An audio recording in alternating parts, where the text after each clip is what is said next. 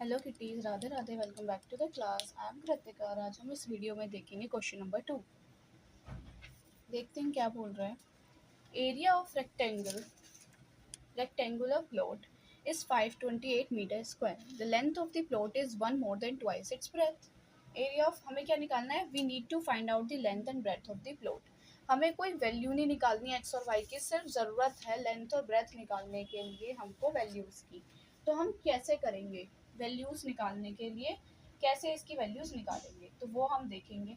तो सबसे पहले हम क्या करना है, जो मैंने बोला है फाइंड करना है, हमेशा उसको लेट मान के चलते हैं। तो let breadth of plot is equal to X मान लेते हैं and let length of plot is equal to, अब लेंथ क्या होगी? देखो क्या बोला है, length of the plot is मतलब लेंथ इज मतलब is equal to one more than twice its breadth. Breadth के ट्वाइस मतलब ब्रेथ का ट्वाइस से भी वन ज़्यादा है, तो one more than twice the breadth. तो ये हो गई हमारी लेंथ एंड ब्रेथ। समझ आया लेंथ को क्यों, ब्रेथ को क्यों एक्स माना? क्योंकि यहाँ पर ऐसे यूज हो रहा था।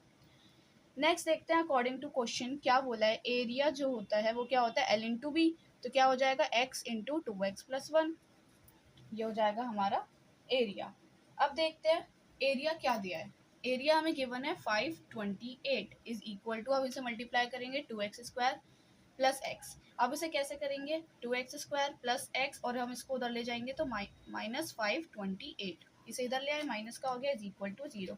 तो ये आ गई हमारी इक्वेशन। तो हम लिख देंगे hence this is the required equation to find length and breadth of the plot. Clear है कैसे किया हमने? समझ आ गया? नेक्स्ट आगे बढ़े, देखते हैं नेक्स्ट क्वेश्चन, नेक्स्ट पार्ट क्या बोला है। Second part, the product of two consecutive positive integers is 306। We need to find out the integers. हमें वैल्यूज नहीं निकालनी, इसने बोला है कि हमें इंटीजर्स फाइंड आउट करने के लिए वो इक्वेशन बताओ हम कैसे बनाएंगे। ठीक है, और क्या दिया है? The product of two consecutive positive integers. Consecutive numbers क्या होते हैं? नेक्स्ट, जैसे वन, वन के नेक्स्ट टू, मतलब लगातार वाले नंबर। और पॉजिटिव बोला तो पॉजिटिव नंबर्स होंगे। तो देखो हम कैसे लिखते हैं। Let first integer be X and let second, and then खुद ही हो जाएगा, लेट करने की जरूरत नहीं है। तो सेकेंड इंटीजर क्या हो जाएगा हमारा खुद से ही? अगर x है तो नेक्स्ट नंबर क्या होगा? x+1। उससे नेक्स्ट क्या होगा? x+2। तो अपने आप ही आ जाएगा। तो अगर हमने ये लेट किया तो देन सेकेंड इंटीजर अपने आप आ जाएगा x+1। क्या बोला है? प्रोडक्ट करना है इन दो नंबर का, x+1। इन दोनों नंबर का प्रोडक्ट क्या आएगा? 306। अब से सॉल्व कर लेंगे। x² plus X is equal to 306। ये इधर आ जाएगा, x² plus X minus 306 is equal to 0। This is the answer. तो हम क्या लिख देंगे? Hence this is required equation to find two consecutive positive integers। Clear है? नेक्स्ट देखते हैं थर्ड पार्ट क्या बोला है। Rohan's mother is 26 older than him. Rohan की मदर 26 ईयर्स बड़ी है उसके बेटे से, है ना? मदर बड़ी है इसका मतलब the product of their edges, और इन दोनों के मतलब मम्मी और बेटे की जो प्रोडक्ट की एज आएगी, एज का प्रोडक्ट आएगा वो क्या आएगा? 360। और वो भी कब? जब हम 3 साल बाद की उनकी एज लेंगे। तो देखो लेट करते हैं। लेट रोहन्स एज, तो रोहन है ना? तो रोहन की एज हम मान लेते हैं एक्स। तो हिज मदर्स एज, तो इसकी मदर की एज कितनी आ जाएगी? देखो क्या बोला है, इसकी मदर 26 ईयर्स बड़ी है, तो मतलब x+26 होगी इसकी मदर। और क्या बोला था कि the product of their edges, इनकी एज का प्रोडक्ट करना है, बट कब? 3 ईयर्स फ्रॉम नाउ, मतलब 3 साल बाद से करना है। तो 3 ईयर्स फ्रॉम नाउ। अब देखेंगे हम 3 साल बाद इनकी कितनी होगी। अगर हम देखें तो रोहन की एज कितनी हो जाएगी? x+3। और इसकी एज कितनी हो जाएगी? x+, और प्रोडक्ट करना है इन दोनों का। इसकी एज हो जाएगी x+26 और इसमें भी +3, क्योंकि 3 साल बाद। और इनका प्रोडक्ट क्या दे रखा है? 360। क्लियर है? इसकी क्या हो जाएगी 3 साल बाद? x+3। और इसकी क्या हो जाएगी? ये जो एज है इसमें हम 3 प्लस कर दे तो ये हो जाएगी। तो क्या आ जाएगा?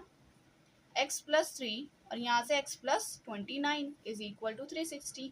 अब इसे मल्टीप्लाई करेंगे X square plus 29x plus 3x and plus 29 into 3,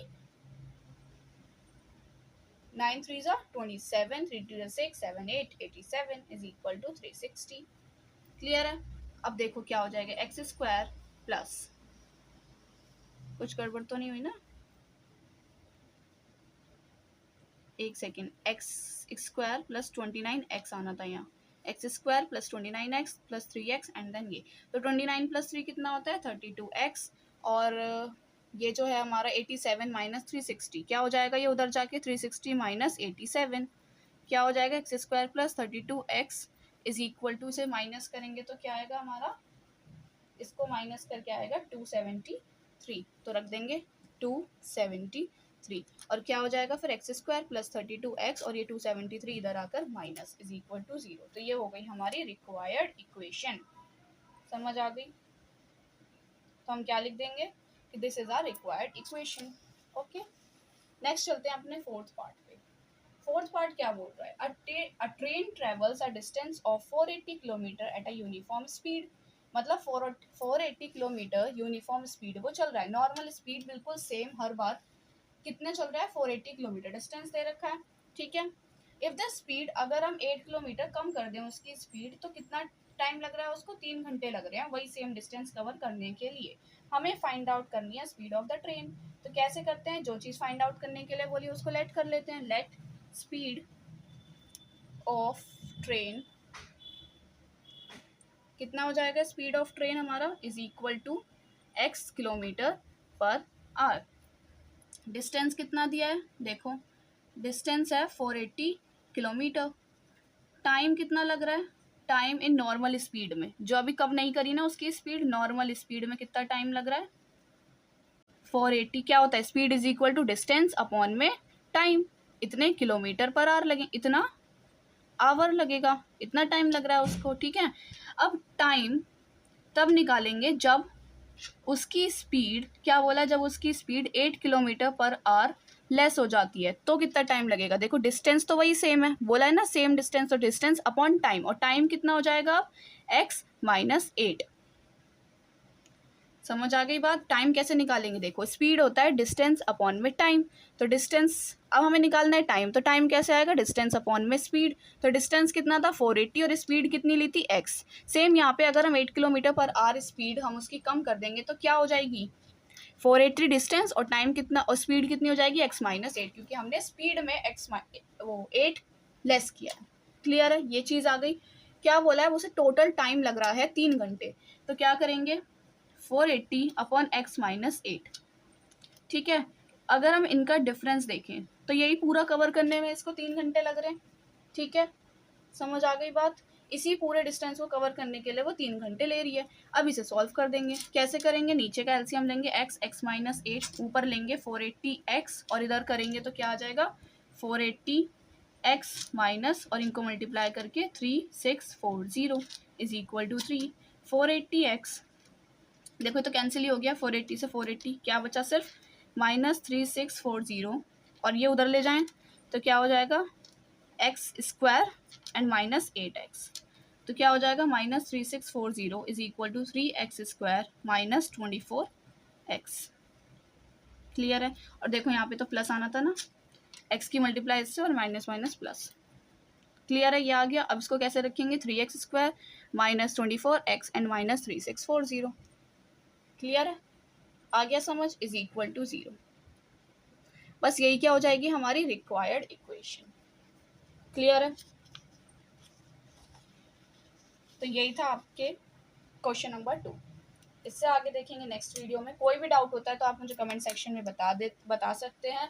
और आज की वीडियो समझ आई हो तो प्लीज़ लाइक कीजिए, सब्सक्राइब कीजिए, कमेंट कीजिए और अपने क्लासमेट्स के साथ शेयर कीजिए। और जो एक बार देखकर प्रैक्टिस कीजिए और फिर सेल्फ कीजिए, अपने आप क्लियर हो जाएगा। एक बार पर आपको देख के करनी पड़ेगी, उस देखने को चीटिंग और ये देख देख के मत करना मानो, क्योंकि मैं जितने बच्चों को पढ़ाती हूँ वो बोलते हैं कि अगर हम देख देख कर करेंगे तो उसका मतलब चीटिंग हो गया, और फिर वो देख के भी नहीं कर पाते और फिर उनका गलत हो जाता है। तो एक बार आप देख कर करो, और फिर उसके बाद सेल्फ करो तो बहुत अच्छे से आपके आंसर्स भी आएंगे और क्लियर भी होता चलेगा। ठीक है, कोई भी डाउट हो तो कमेंट सेक्शन में आप बता सकते हो। क्लियर है? चलो मिलते हैं नेक्स्ट वीडियो में। राधे राधे।